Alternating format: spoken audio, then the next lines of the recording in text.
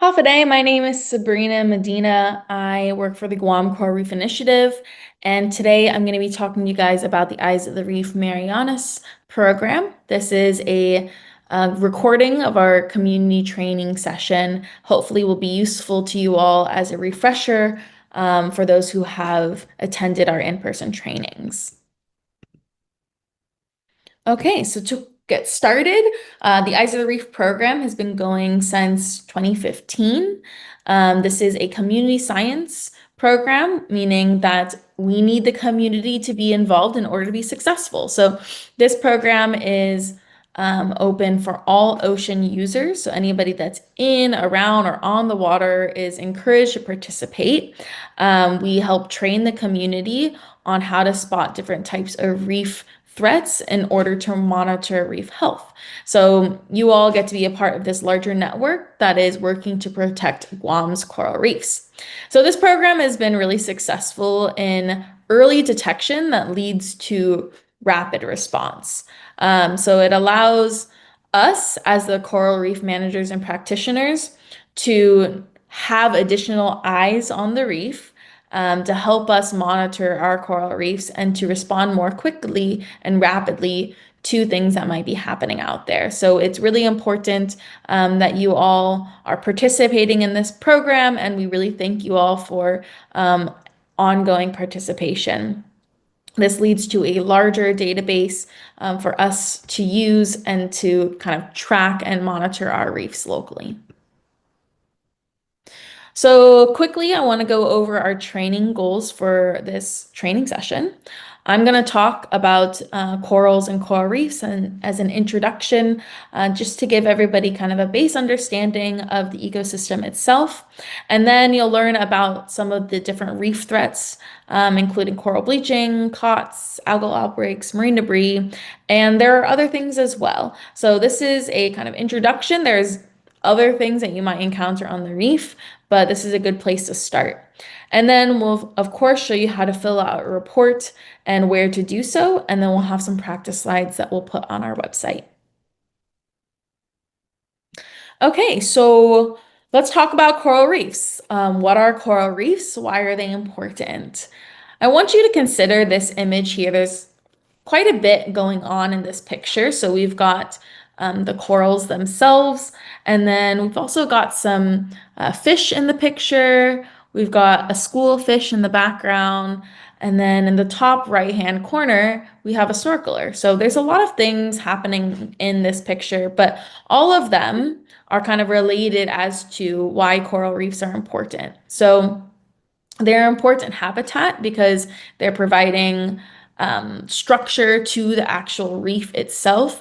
So providing habitat and homes for little critters like shrimps and crabs that might live in between the coral structure themselves. And of course, they're providing habitat for things like reef fish. And of course, we know this is important because we've got bigger fish that eat smaller fish, and sometimes we eat the bigger fish. And so it's providing food not only for different animals that live on the reef, but for us as well. But in addition to food, it's also providing shoreline protection from storms. So coral reefs are what we consider a natural infrastructure. It is a natural barrier to breaking down larger waves into smaller waves. So as our coral reefs are kind of all around the island, as these big waves come towards our shorelines, this natural barrier kind of buffers those waves and makes them a little bit smaller so that by the time they hit our coastlines, they're not going to be quite as large, maybe not going to be quite as destructive. So this is really important as well. It is also providing a cultural and economic value. So, of course, our coral reefs are really important culturally to the people of Guam for lots of different reasons. There's many different species and cultural practices that have to do with coral reefs or with the ocean.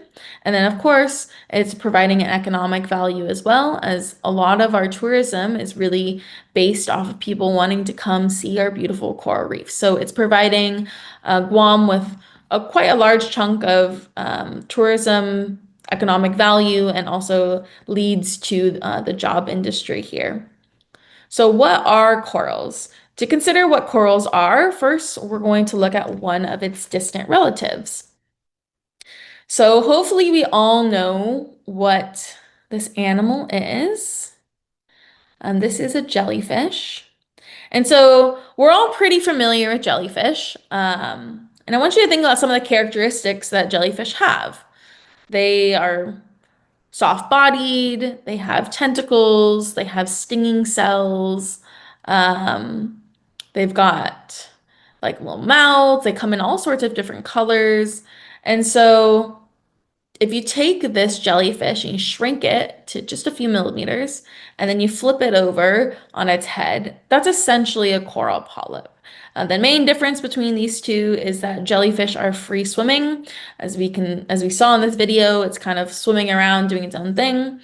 Corals find a place to settle in the reef, and they call that place home for the rest of its life. So that is a coral polyp, and as you can see, it looks pretty similar to a jellyfish.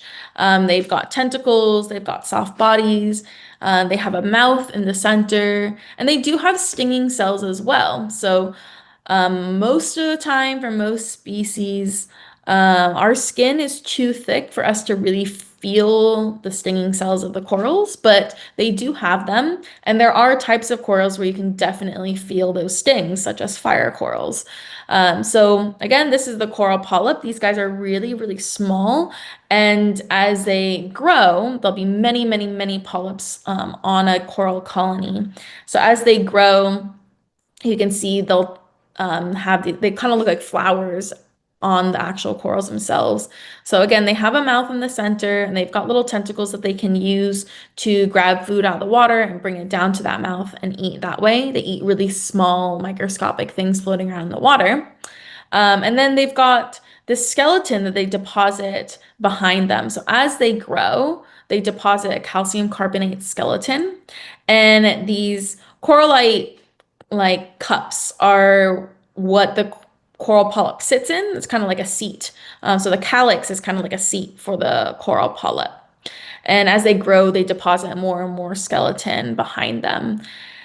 So that is typically what we're used to seeing on the reef is a coral colony. So these are some images of coral colonies. And if you take that coral polyp and you times it by 100,000 millions, then you get coral colonies.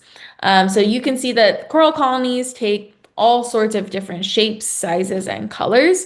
And the important part here is just to know that all the corals that you see on the reef, they are a colony of these coral polyps that are working together by the thousands to grow and feed and survive. And so as they continue to grow, they have this really interesting partnership with zooxanthellae. So zooxanthellae is a microscopic plant-like algae that actually lives inside the tissue of the coral itself. These are plant-like algae, so they actually photosynthesize. And so although the coral can pull things out of the water with their tentacles, bring it down to their mouths, that's not the best way to feed, right? There's millions of coral polyps potentially on a colony of coral. And to help them obtain all the nutrients and energy that they need, they have zooxanthellae. So zooxanthellae is photosynthesizing, taking energy from the sun and turning it into food. So you can see in these images here, the tiny little brown specks that you're seeing inside the tissue of the polyp, that's the zooxanthellae. And these guys are microscopic, but they help create food for the coral. So they're providing additional food in addition to what the coral can grab itself. They are also providing the coral with these beautiful colors that we see on the reef. So there's all sorts of different colors that corals come in, and a lot of times that color is coming from the zooxanthellae. So they'll be important to remember for future slides. Now, this relationship is kind of like the best roommate situation possible.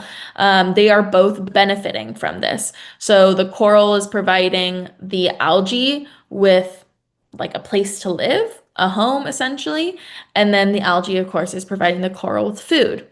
And this relationship happens in all types of different corals and anemones. So it happens in hard corals, soft corals, fire corals, anemones, and giant clams. They all have this relationship with zooxanthellae. Now, this relationship is really susceptible to changes in its environment. So, as ocean temperatures start to warm, if it gets too warm, too hot, this relationship starts to not work properly. So it's very sensitive to temperature changes and environmental stress. And one of those stressors that we see and are starting to become more worried about is coral bleaching. So this is when, again, the temperature is just getting too warm, too hot. It essentially doesn't allow the zooxanthellae to do its job properly, and the corals start to kick it out. So we're going to talk more about that. Okay, so what happens during coral bleaching? Well, in a normal situation with like a good temperature for the corals, you can see on the left-hand bubble that we've got our corals, they're happy, they're colorful, they've got their zooxanthellae, everything's all good. Now, in that middle bubble, we start to see that as the temperatures are starting to warm, the coral is starting to register that, hey, there's something living in my tissue that's not doing its job properly. And so it starts to push it out or expel it. And this happens actually with us as well. If you think about us getting sick, right? If we have a cold, a lot of times our symptoms are things like coughing and sneezing. So this is kind of what the coral is doing. It's trying to get it out. And so that's what our bodies are doing as well. When we feel like we have a cold, our body is going to start sneezing, it's going to start coughing because it's trying to get this thing, this virus out of our system. So as the coral does that, it pushes out the zooxanthellae. Because the zooxanthellae is providing the coral with a lot of that color, as I mentioned, the corals will actually start to appear white. So the coral themselves in this stage is called bleached, but this coral is still alive. So a coral that's white due to bleaching is still alive. The tissue of the coral is transparent. And so what we're seeing when we see the white is actually through the translucent tissue of the coral, you can see that white skeleton underneath. And again, this relationship with zooxanthellae is happening in things like anemones and clams. So it's not just corals that can bleach, but we can get anemones that are bleaching and we can get clams that are bleaching as well. So I just wanted to show some images of what that might look like. And you can see in these pictures that the clam and the anemone have lost their color and they've turned white. Okay, so I want to walk us through a few scenarios about bleaching. So again, we're starting off with everything's good, everything's fine. We've got a normal, comfortable temperature for the corals. Now we've got the water starting to warm a little bit. You can see the temperature went up. And we've got these little white specks to represent the zooxanthellae that the coral's pushing out. And you might have noticed that the corals had lost some color, but they're still pretty colorful. There's still fish on the reef, and everything is still pretty much okay. Now it's warming some more. It's getting a little bit hotter. We've lost a little bit more of that color. This is what we call paling. And I will mention that depending on the coral species, paling could look really different. Some coral species are naturally like a paler color, so this is not always an indicator for bleaching if you're seeing a paler color on the reef, but it's something to be mindful of. Okay, now it's warmed even more. You can see that our corals have turned white. They've got that bright white color. But you'll notice that there are still fish on the reef. So the ecosystem itself and I guess the structure that the corals are providing hasn't changed much at this point. Again, these corals are still alive because the tissue is transparent. So it pushed out all of the zooxanthellae, it pushed out all of its color essentially. But this coral is still alive, but very susceptible to mortality or to death if things don't change. So we've got two scenarios from here. Scenario one is the water cools down pretty rapidly after bleaching, and the corals are actually able to reabsorb the ozone belly and they'll get their color back. You'll see the fish never really left, so the fish are fine. The coral at this point is able to recover and it's good, it's happy, it's healthy.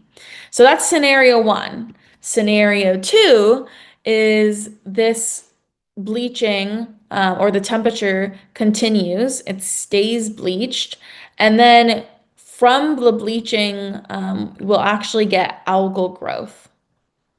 So again, the corals at the bleaching stage are really susceptible to mortality if things don't change really quickly. So once the coral dies, if that warm water continued, then the algae will actually start to grow on top of the coral. And that's when we start to see coral structure that has this like green, fuzzy stuff growing on top of it. So the corals themselves, again, the skeleton is made of calcium carbonate. It's really hard, and it takes a while for it to kind of break down. So even though the animal has died, the coral animal has died, the structure is still there, and the algae will start to take advantage of this free real estate, and they'll start growing on top of the corals or the coral skeleton. Normally, when the corals are healthy, they'll kind of have this mucus that they'll slough off the algae that tries to grow on top of them. But when they're dead, of course, that is not happening. So the algae start to move in. After some time, the coral will break down into rubble. And you can see at this point that we've lost all of our fish here. In this last slide, actually, I'm going to go back one. In this last slide, you can actually see that we do still have fish. We do still have fish here because the structure is providing a habitat still to some extent. But as the rubble starts to break down, then the structure goes with it and the fish leave. Okay, so this is a time lapse starting from the 1800s moving to present day, and this is showing changes in surface temperature. So while we kind of watch this, the blue area is going to be where it's cooler than normal, and then the orange, yellow, orange, and red is going to be hotter than normal. So as we start to watch this, I want you to think of how much temperature it takes to heat a pot of boiling water. It takes quite a bit of heat, it's quite a bit of energy, right? So in order to warm up the ocean, which is 75%, or our globe, which is 75% water, it takes a lot of energy. Um, I like to think of this kind of like a wildfire that's happening in the ocean, but it's not something that we can't just like throw water on it, right? So this is pretty drastic in its changes. And this is something that we're really concerned about as we start to think about how our corals might fare in a temperature that's starting to really increase over time. Okay, so these are our historic bleaching events here in Guam, and you can see that we've had bleaching all the way as back as 1997, and then our last really big one was in 2017. So I will mention that these bleaching events have gotten more intense and more frequent over time. So you can see even in those like 2013, 2017, they're getting more and more frequent. We were really ramping up to experience a pretty bad bleaching event in 2024, so last year. But we were lucky where a storm kind of rolled in and we had scenario one from earlier where our corals were starting to bleach, but then the storm rolled in and brought in a bunch of cool water and it cooled off the water in our area and it allowed our corals to recover. So that photo on the bottom labeled 2024, that was our corals in 2024. You can see that they're starting to bleach. But we got lucky and we got a storm that rolled in that kind of saved our reefs. So this is not something that's going to happen every year. We just got lucky. And so this is something that we really want to think about when we think about different reef threats and monitoring the health of our reefs. Okay, so what is the status of Guam's reefs? Well, from 2013 to 2017, we had approximately a 37% decline of live coral cover on our shallow reefs, a 34% decline on our shallow reef slopes island wide, and then a 60% decline on the eastern shallow reef slopes. So between this 4 year period, we lost anywhere between 34 to 60% of live coral cover, depending on the location around Guam. So this is pretty drastic, and this could be due to things like bleaching and some of the other reef threats that we're going to talk about. But again, as coral reef managers and practitioners, we want to get an idea of what is causing these things and if they are being attributed to things like bleaching or local threats. So when it comes to bleaching, I just want to mention that we do have ways to monitor the ocean temperature and whether or not bleaching is going to be happening in our region. So this is Coral Reef Watch. This is just a website that is by NOAA. And you can go on and check it yourself if you'd like. You definitely don't have to, but I just want to mention that the coral reef managers and practitioners on island are checking this tool. People like Guam Coral Reef Initiative, the Marine Lab at UOG, and then we have a Guam Coral Reef Restoration and Intervention Partnership, which includes a bunch of different coral reef related practitioners and managers to help us monitor the reef. And that way we're all on the same page and we're sharing ideas and we're helping each other out. So there is a community of professionals who are looking at different tools and making sure that we have plans in place in order to make sure that we know what's happening with our reefs. But you guys, being additional eyes on the reef, are able to help us in doing that as well. Okay, so I'm going to pass this identify coral bleaching section to my colleague, and she's going to teach you about coral bleaching, how to identify it, and how to report it. All right. So now that you know what coral bleaching is, let's talk a little bit about how to identify it when you're in the ocean. So it may seem simple, like just look for coral that's white, but it's a little bit more complicated than that, and you'll soon see why. There's some coral conditions that look like bleaching, but are not actually bleaching, and we don't want you to report those. So we want to teach you how to identify if it is bleaching or if it's something else. If it's something else, don't report it or report it differently.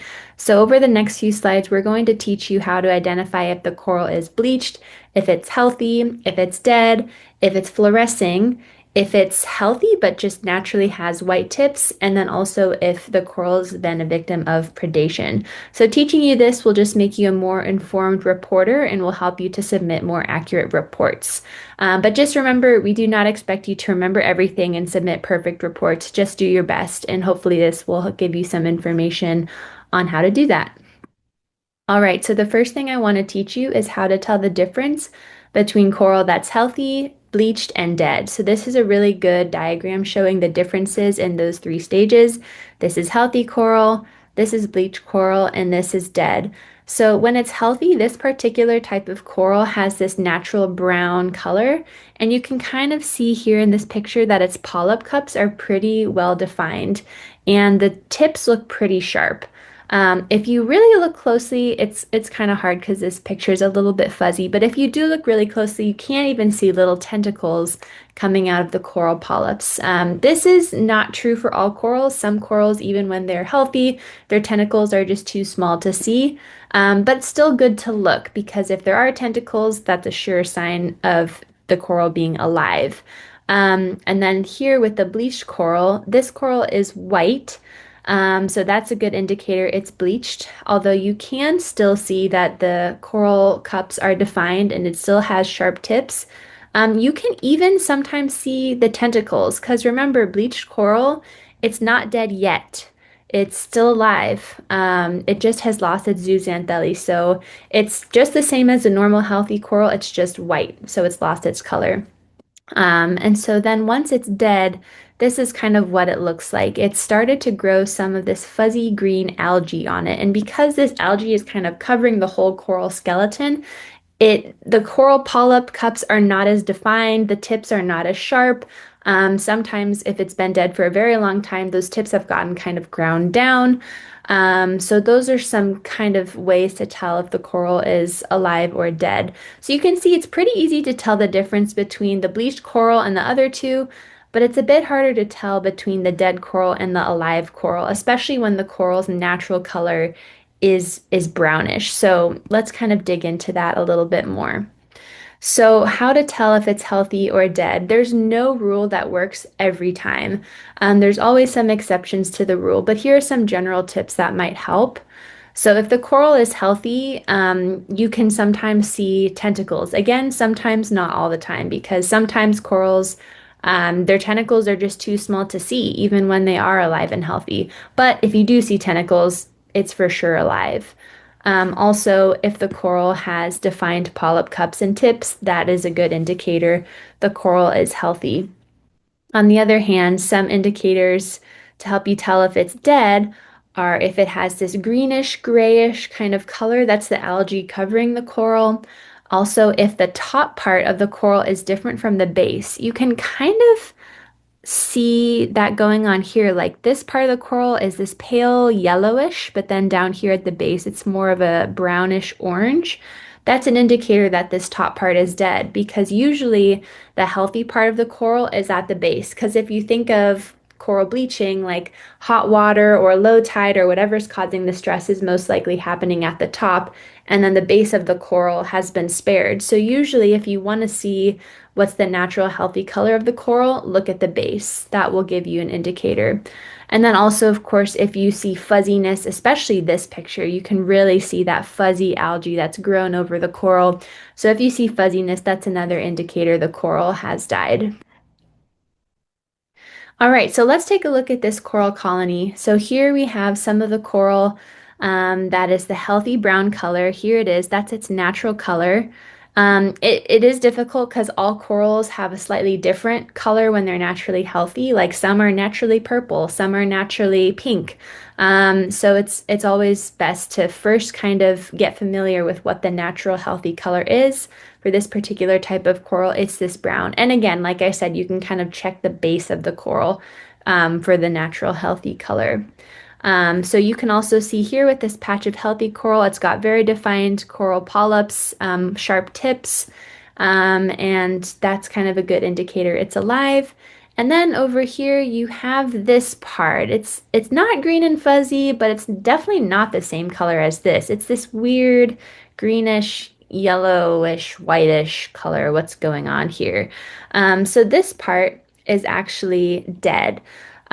So the indicator we're looking at here is you've got this slightly different color. You know, it's not fuzzy yet. It doesn't have those kind of ground down tips. The polyps cups are still defined, so this is a tough one, but really that color difference is the main indicator here. And even if you can see this one part up here, it's starting to get fuzzy and green. So that's kind of a part of the coral that's been dead a little bit longer than this part right here. And even on some of the corals, some of the little fragments, you can see bleached parts and healthy parts. Like up here at the top, this is that weird greenish discolored part that's dead. And then it's got the healthy brown color below. So, as I said, another indicator is check the base of the coral. That's usually what the healthy natural color is. All right, it's quiz time. So, what do you guys think about this coral? This part here, is this part healthy, bleached, or dead? You can pause the video and take a guess, and then I'll reveal the answer. This part is bleached. Yes, it's white. Um, that's pretty stark. So the color is not natural. That is bleached. And then this part over here, any thoughts on this? Do you guys think this part is healthy, bleached, or dead? This part is dead. So it's kind of fuzzier looking. It's kind of difficult because in this picture you can't actually really find the natural color of the coral, but just the green, like the shade of green and the fuzziness. The polyp cups are not very well defined. Those are all clues that would tip you off to decide this part is dead. All right. Next quiz. How about this? This part here, is this healthy, bleached, or dead? You can pause and give your answer. This part is bleached, yes. This part is white. And then how about this part down here, healthy, bleached, or dead? This part is healthy. So remember, at the base is usually the healthy, natural color of the coral. And I wanted to show you this coral because it's a little different shape than the other branching corals that I was showing you in other pictures. So I would say this would be my best guess is bleached and healthy. All right, which parts are healthy, bleached, and dead here? Let's start with over here. This part here, is that healthy, bleached, or dead? That part is healthy. That's the natural brown color. You can see the polyp cups are defined. It's got sharp tips. How about this part? Healthy, bleached, or dead? This part is dead, so you can really see there's a color difference. It's starting to even get kind of fuzzy, although it's easy to mistake this fuzziness for tentacles. However, the color difference is really going to tip you off. And you can even see right here, the base of this coral is a different color than the top, indicating this is the healthy part and this is the dead part. And then this part over, oops, sorry about that. This part over here is also dead and it's very fuzzy. You can really see that fuzzy brown algae covering the coral, and that's just been dead for a much longer time than this. So you can see here, the polyp cups are still pretty defined, the tips are still sharp, so that's a hard one. It's just been dead for not very long and hasn't had much time for the algae to grow over it, versus this one, it's had a long time for the algae to cover it. All right, we're doing great.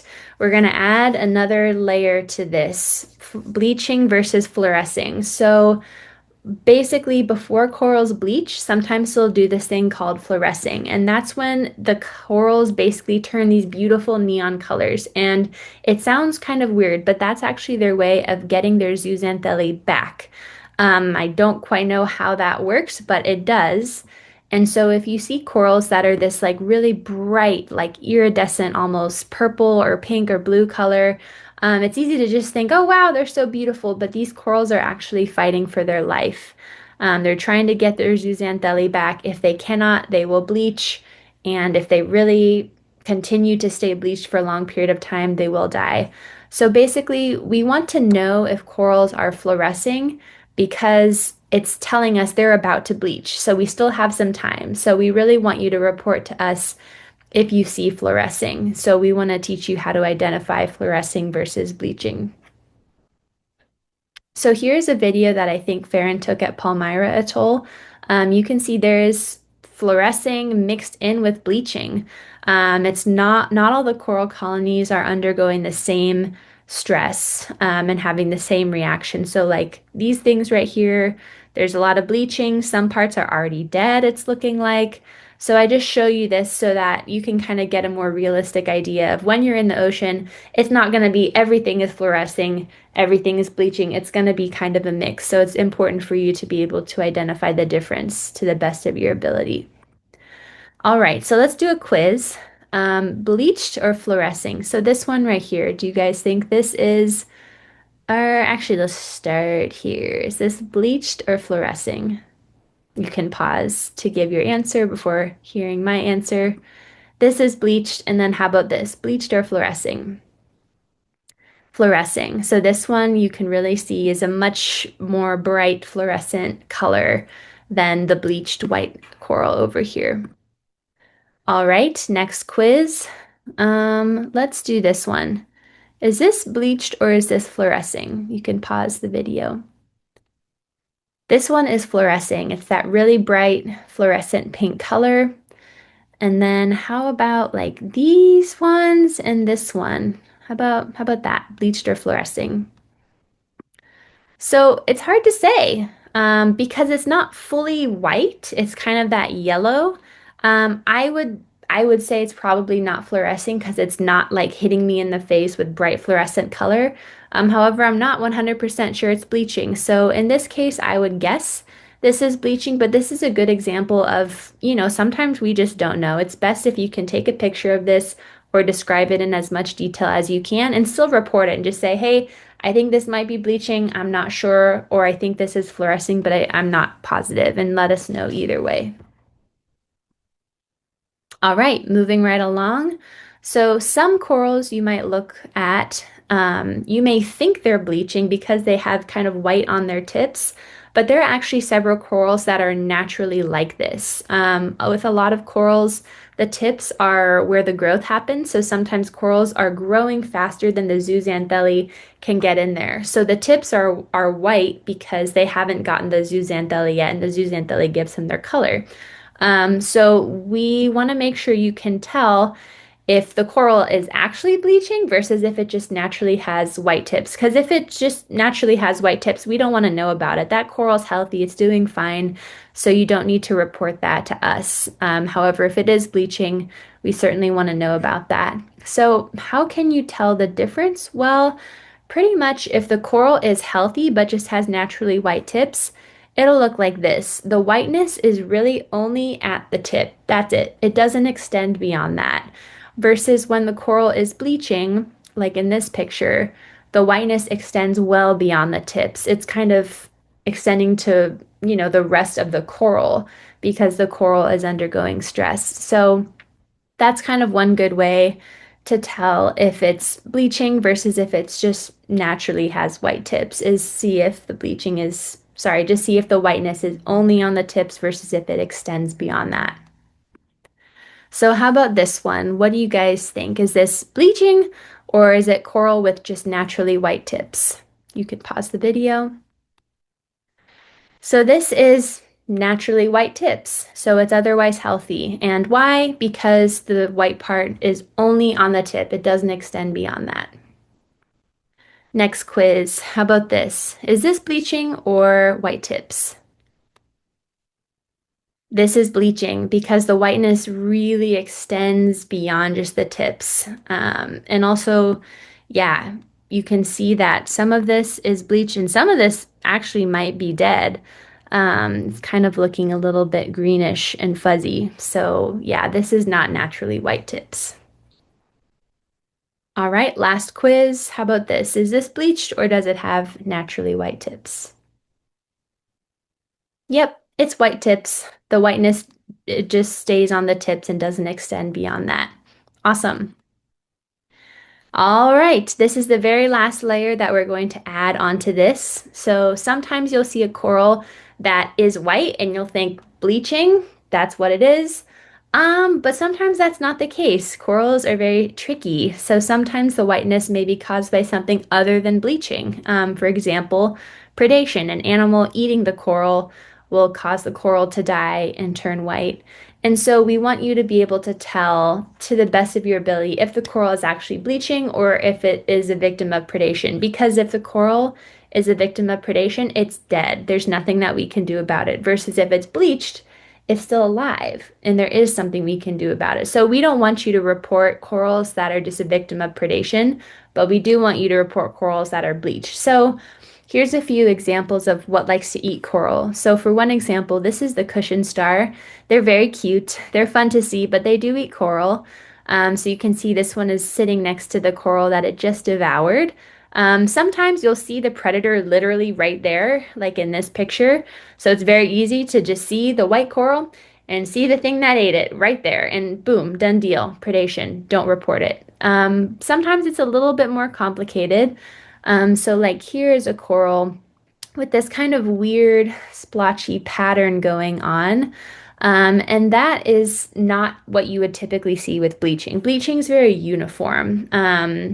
Or bleaching tends to kind of happen at the top of the coral and then kind of fade down.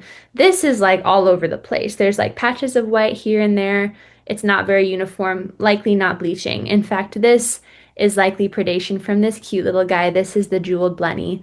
Also, I think leopard blennies will eat corals as well. They just kind of lay on the coral and just munch at it. So they kind of leave this weird pattern on the coral. And then down here, sometimes you'll see a coral that's white and it looks like predation, but you don't see the predator anywhere. In this case, the fact that this white coral is right next to a healthy coral does not indicate bleaching. Because if you're thinking about what causes bleaching, bleaching is not going to just target one coral here and not the one right next to it. It's going to target the whole thing because it's the water. The water's getting too warm, and that's what causes bleaching versus predation. You know, the whiteness will only extend as far as that predator's stomach will go, or as far as that predator can walk. So in this case, this is most likely predation. And this one as well, you can see just a patch of that coral colony is white, so likely not bleaching. That's likely a predator. All right, so quiz number one. So this white patch, do you think this is from bleaching or predation? That is from predation. Because again, look, there's plenty of healthy coral just nearby. And actually, this is kind of fun. I saw this and I thought, predation. And then sure enough, just a few feet next to this, I found what ate it. It was a cushion star. So it can kind of become a fun thing like, where's the cushion star? If you see this predation scar, you can sometimes find the sea star just nearby. But yes, this is a good example of predation. Okay, how about this one? Bleaching or predation? So this one is likely predation because again, it's just one coral colony, nothing else has bleached. However, I will say if you were looking at this in the wild, it would be really helpful for you to swim around a little bit more and just see if there's other corals nearby that are also bleached. Because if there are, that may be an indication of bleaching. Versus if there's other corals nearby, they're not white at all, then this is most likely predation. If it's just the one that the predator ate, then that's probably what's going on. It's probably not widespread bleaching. Okay, last quiz. How about this? Bleaching or predation? This is likely bleaching. Why? Because number one, this coral is huge. It's kind of hard to get an idea of the scale from this picture, but this coral is very, very large. No single predator could have eaten this whole thing. And also, you notice it's covering the whole coral colony. It's pretty uniform. There's no weird patterns or predation scars. And also, if you can see right here, those are some other bleached corals, and there's another one. So that's an indicator that it's more than just this coral that have turned white. That's an indicator of bleaching and not predation. All right, so in summary, you learned how to identify corals that are bleached, dead, fluorescing, healthy but just with naturally white tips, and corals that have been a victim of predation. And this is how you would report all of these. So just remember to do your best. We don't expect you to remember all of this, but just do your best to kind of do a little extra looking to see, is this actually bleaching or is this something else that looks like bleaching? And just do your best to report what you see. And if you're not sure, please just leave a note and leave as much detail as you can on your report, and that will help us determine what's really going on. All right. Any questions about that? Feel free to email us, and we'll take a short break before jumping into our next topic.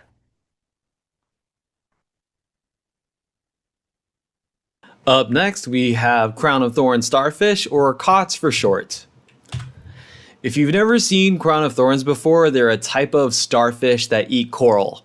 Most starfish you see are going to have 5 arms, while crown of thorns have 12 to 20 arms.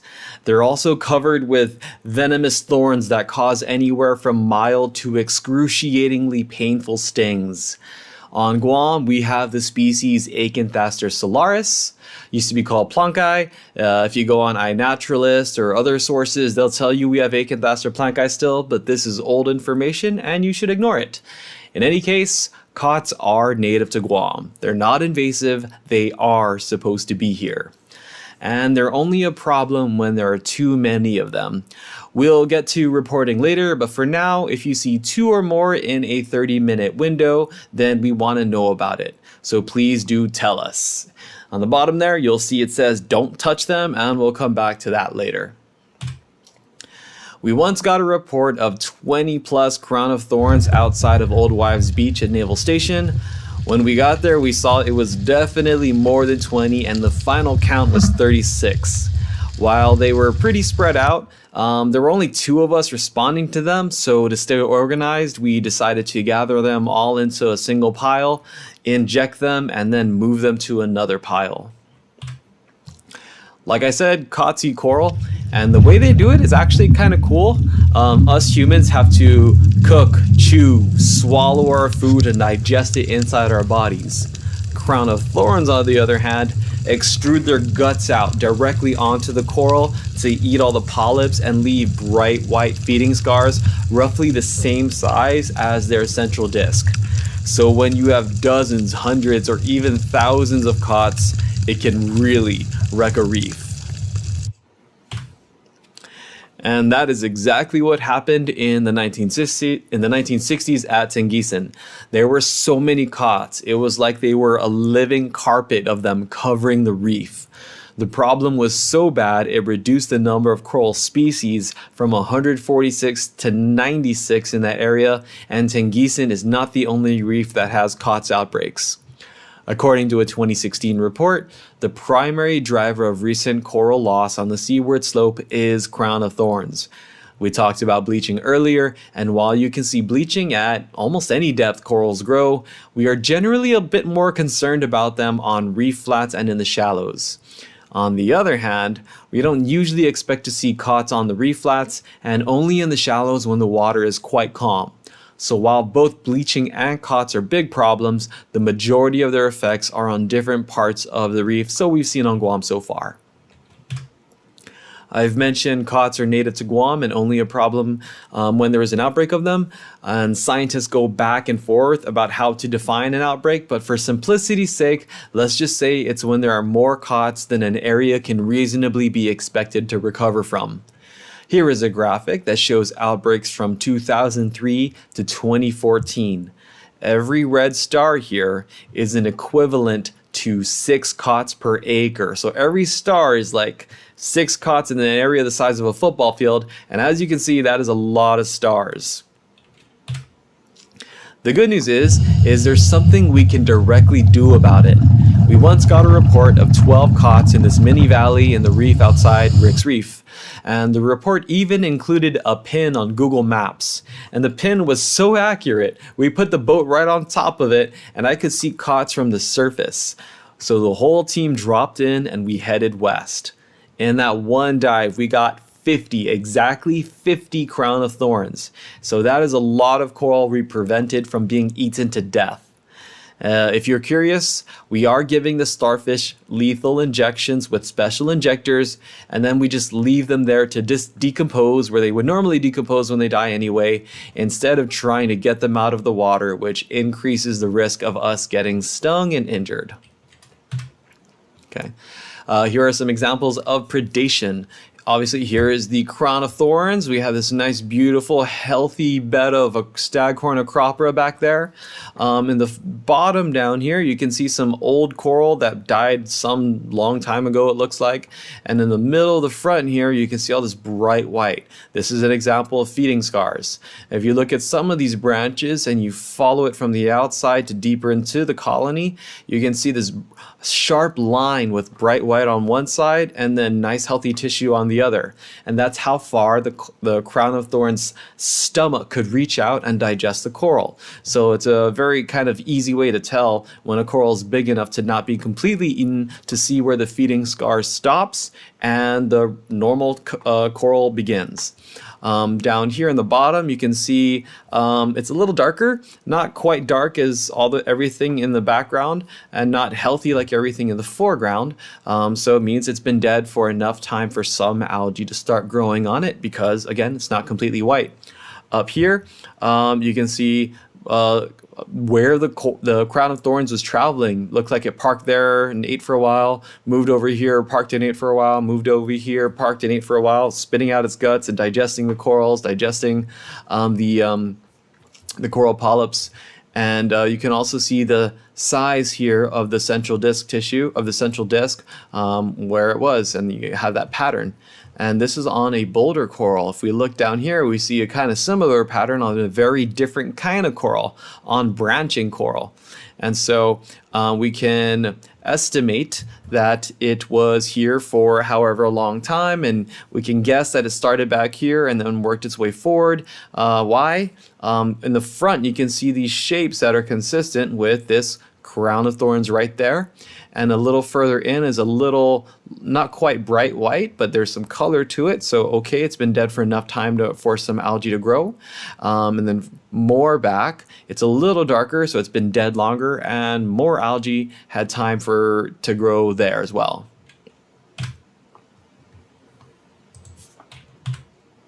Okay. If you don't have any questions about cots just yet, again, don't touch them. We have questions about this pretty often, so don't touch them for a couple of reasons. One, they are venomous, and that venom does cause pain if you get stung. In particular, the venom is a type of saponin. And what's bad about it in particular, especially, is you can develop a susceptibility to it. So sometimes we can develop a tolerance to certain substances or for whatever conditions. And sometimes we develop susceptibility to some substances. We become more sensitive to them.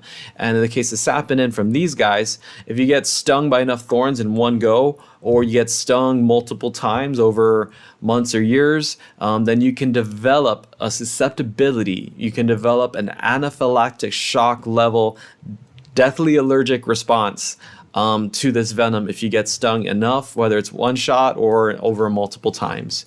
So just don't touch them to protect yourself. And then also people will ask, what can I cut them into pieces? I heard I should cut them into pieces so they die.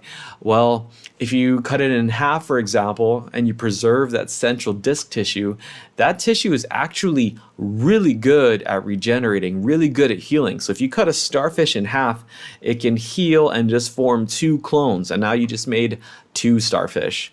So absolutely don't touch them, whether it's to attempt to kill them, which you probably won't, and you also could hurt yourself in the process. So just leave it to the professionals.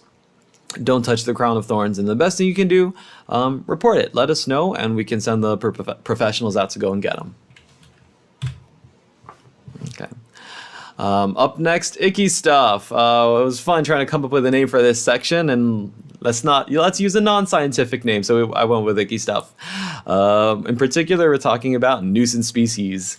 Nuisance species are usually native species that have become a problem, usually because of stuff humans have been or are doing wrong. Cots was a perfect example of a native but nuisance species, and in this section we're going to be focusing on algae, other stuff that looks like algae, and a couple other things. Up first, we have angel hair algae. This video was recorded in the lagoon in Molluso in 2017. As you can see, the algae is completely covering everything here. Naturally, this causes everything under it to suffer and even die if it's there for long enough. If you go back in time on Google Earth, you can see whole areas of the lagoon that are green with this algae, and that is not a good thing. The scientific name is Chaetomorpha villardii. They have a nice bright green color and thin but string-like feel to them. When you pick them up, they're usually a tangled mess that kind of stays together instead of quickly slipping or falling apart. We usually see it in the south, on the east side, and in the lagoon in Molluso when it gets bad. I heard some people in the world in some places eat this algae, so I actually did try to chew a little piece, and it had a lot of crunch to it, so I get it. Wasn't a good idea though. We don't know what kind of contaminants might be in it, so definitely don't eat it, don't swallow it. Wasn't even a good idea for me to do it either, so definitely don't. We don't exactly know if it's native or not. There was a report of it being here decades ago, but it never became a problem until 2012. And that's memory as long as anyone is alive to tell. I spoke with some fishermen, and 2012 is when they said it came around, and they'd never seen it before in their lives. So is it native? Is it not native? We're not sure. In any case, this and other types of algae bloom in response to nutrients. Me using that word can be confusing. Nutrients are good, right? We need nutrients for our health. We need fats, proteins, and carbs. We also need a little bit of nitrogen, phosphorus, and potassium, for example. And those last three also make up fertilizers or are naturally found in the soil. And whether it's from erosion, excess fertilizer, or animal talkie, when it rains, a lot of nutrients wash down the rivers and out into the ocean. The problem is the underwater environment, coral reefs in particular, are really, really good at recycling nutrients, and when there is too much, something like this happens. Something, usually unwanted algae, will grow to take advantage of those nutrients and throw things out of whack. Because the algae is loaded with nutrients, there were some experiments to make it into chicken and duck feed and in compost, and the animals actually liked it. Compost, it was a little hard to break down, farmers told me. In any case, it's actually been years since we've seen a problematic amount of this algae.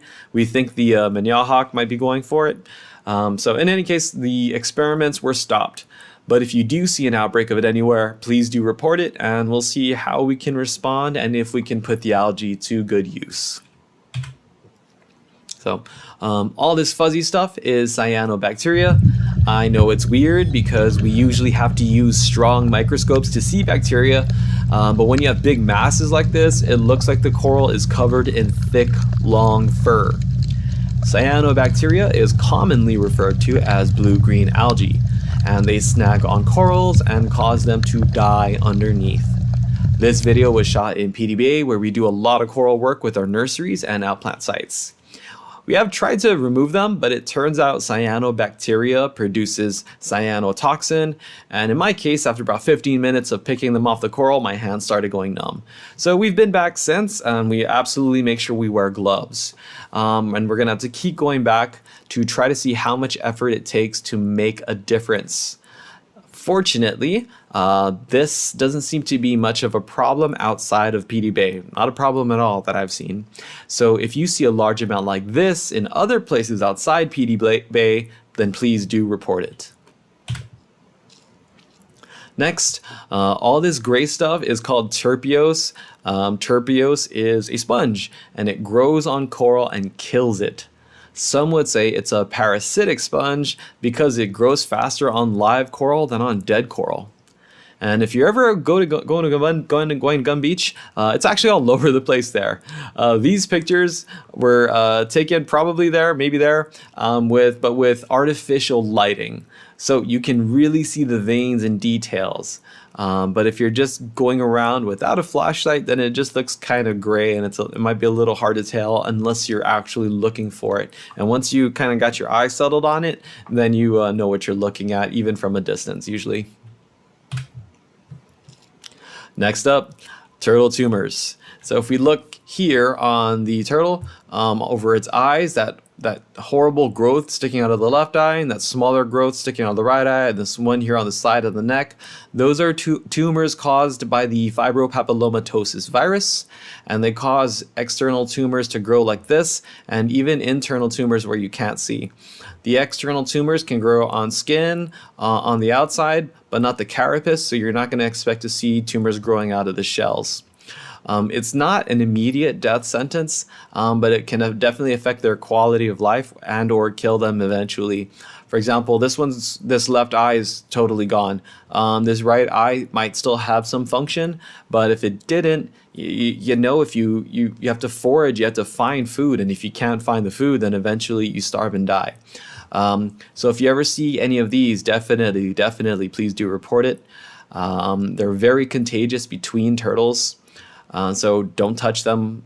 One, they're an endangered species. Two, we're not quite sure about the virus and human interaction, if any, so don't try to help the turtles either.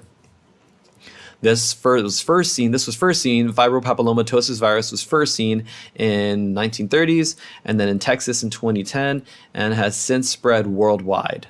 It's only recently shown up in Guam in 2021, 2022, so it may be possible that we could still get it under control if we have enough reports and are able to respond quickly to them. Next, another type of icky stuff that's not algae, although it can make algae grow on it.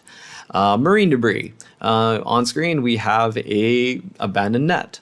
And for our purposes, we're going to provide a definition of marine debris. Marine debris is any persistent solid material that is manufactured or processed and directly or indirectly, intentionally or unintentionally disposed of or abandoned into the marine environment or the Great Lakes. We don't have any of the Great Lakes here, but we definitely do have a marine environment surrounding the island. And marine debris can smother reefs, snag on and damage coral.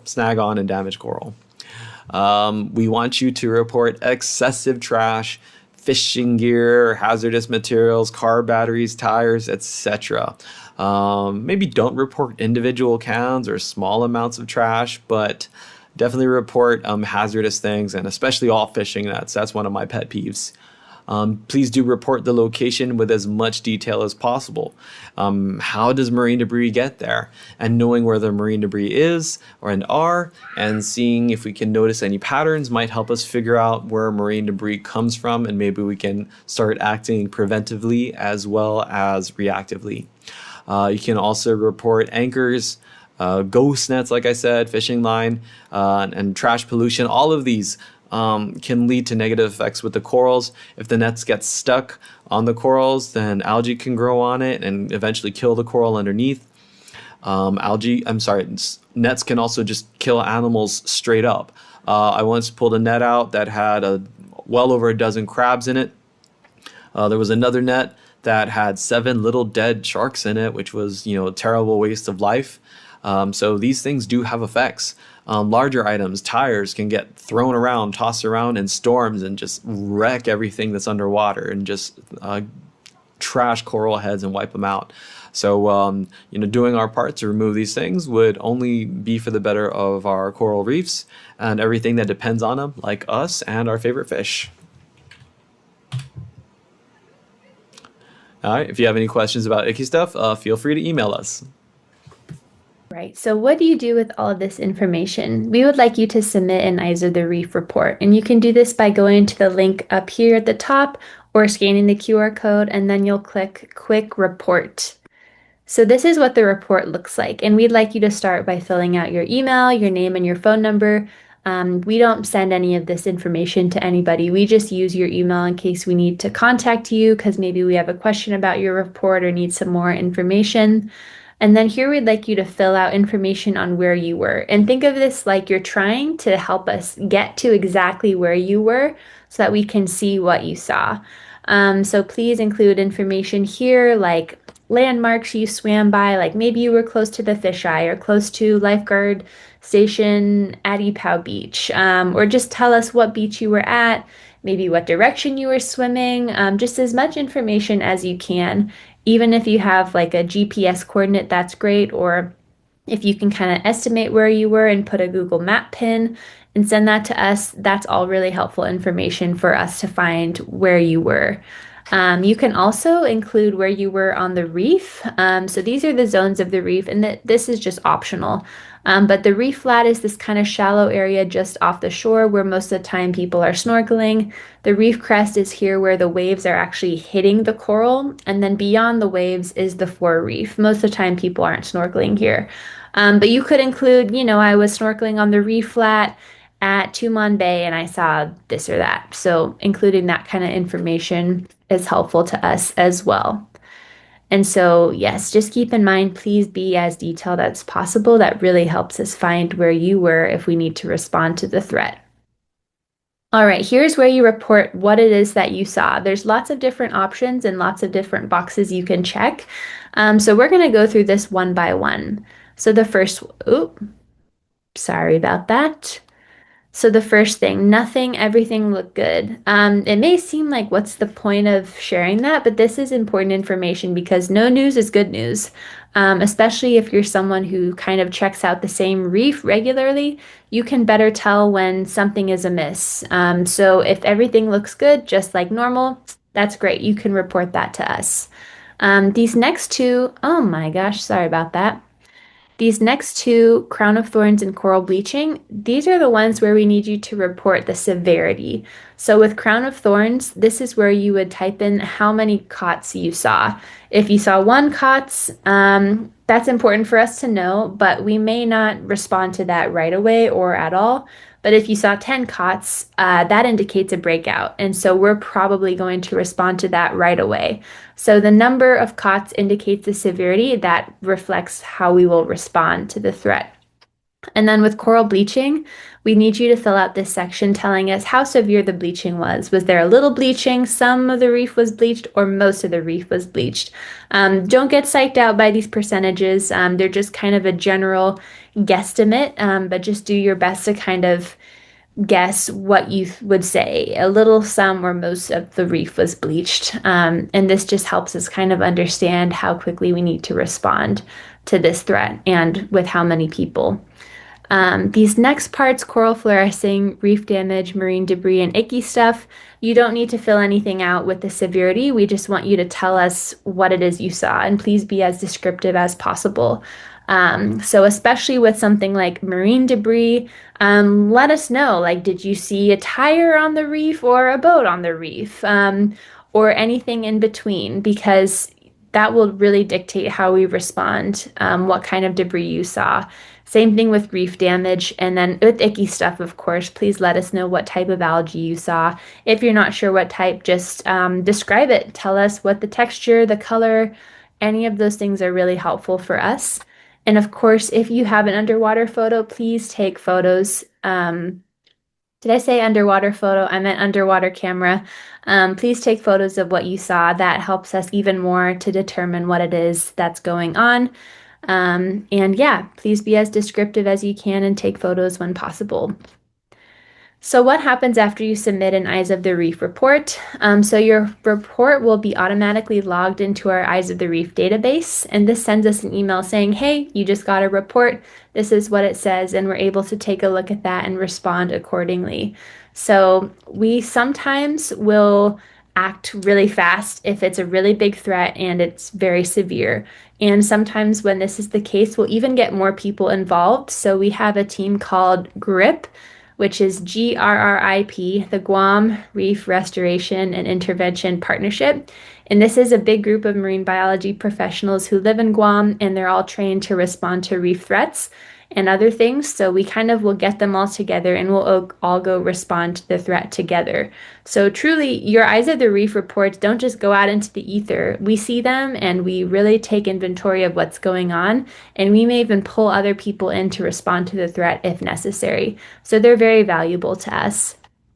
Also, if you report on something that we don't have the authority to respond to, like an oil spill, we will pass it along to the authorities who can respond, like the Coast Guard or anyone else. So even if you're not sure if we can respond to something, please still let us know and we'll direct that to who can respond to it.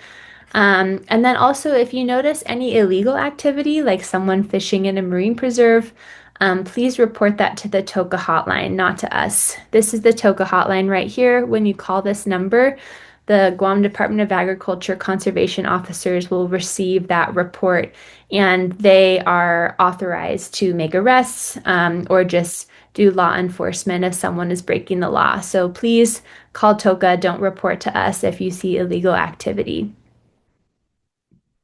So with that, thank you so much for listening to our presentation. Thank you for participating in the Eyes of the Reef program. We really value your participation. And of course, if you have any questions, please feel free to email us or reach out. And thank you so much for being our Eyes of the Reef.